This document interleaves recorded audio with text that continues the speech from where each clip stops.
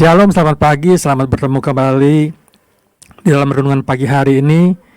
Sebelumnya kita satu di dalam doa. Tuhan, terima kasih Bapa buat segala kebaikan kemurahan-Mu. Kami berada saat ini oleh karena kebaikan kemurahan-Mu. Sebentar kami akan mendengar renungan pagi hari ini Tuhan.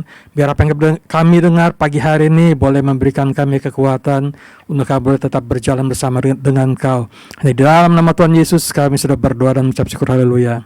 Amin. Renungan pagi hari ini saya beri judul berkenan di hadapan Tuhan.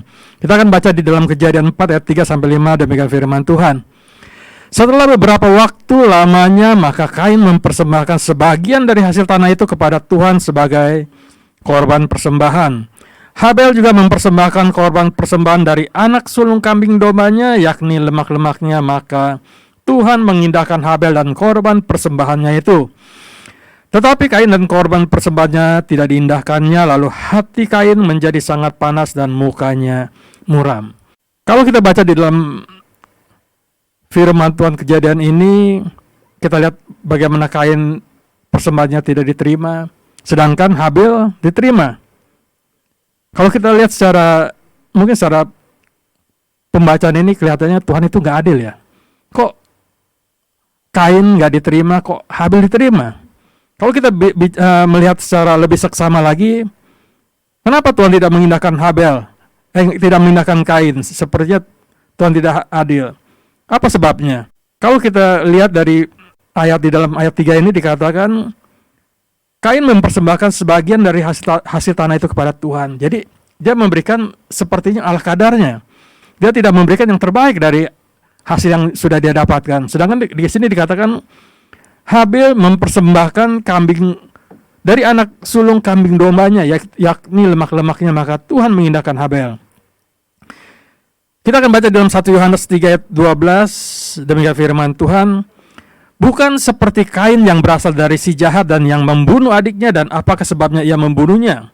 Sebab segala perbuatannya jahat dan perbuatan adiknya benar. Jadi di dalam 1 Yohanes kita tahu ternyata Kain itu hatinya nggak baik, hatinya jahat. Maka Tuhan itu tidak berkenan dengan Kain. Kalau kita bicara tentang berkenan di hadapan Tuhan, berkenan itu artinya merasa senang. Bisa berarti juga sudi, layak, atau setuju. Bagaimana supaya Tuhan senang? Yang pertama, yang pasti kita harus taat dan dengar-dengaran akan firman Tuhan. Kalau kita mau menyenangkan hati Tuhan, berarti kita harus tahu firman Tuhan. Kita harus membaca firman Tuhan setiap hari dalam kehidupan kita. Kita harus taat kepada Tuhan. Apa yang Tuhan firmankan ya kita harus dengar dan juga kita harus lakukan.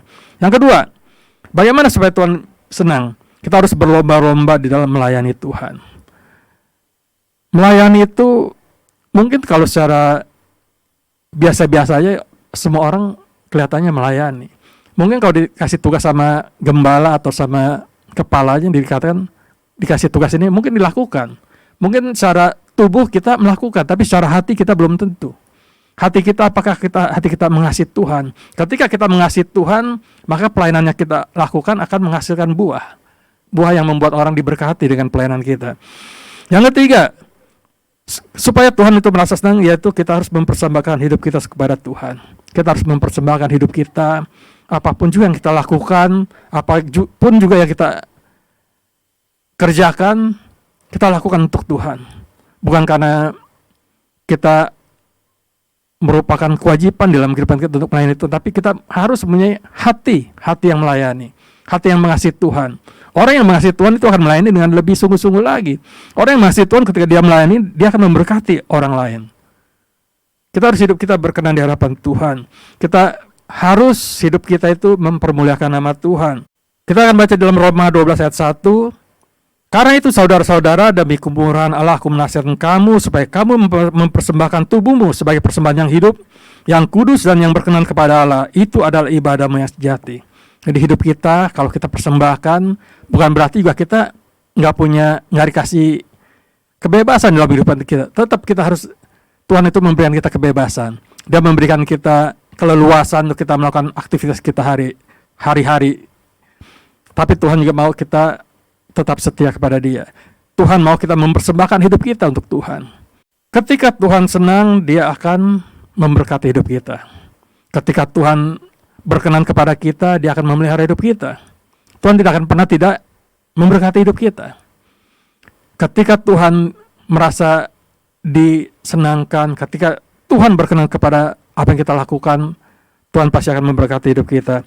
Saya akan bacakan di dalam Filipi 4 ayat 19. Allahku akan memenuhi segala keperluanmu menurut kekayaan dan kemuliaannya dalam Kristus Yesus.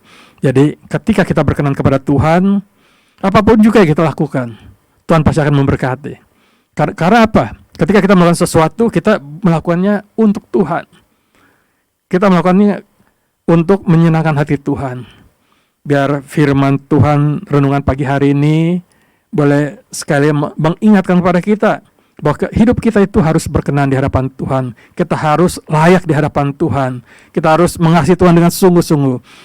Biar firman Tuhan pagi hari ini boleh masuk ke dalam hati kita, tinggal tetap, dan yang terutama kita mampu melakukan setiap perintah-perintah firman Tuhan.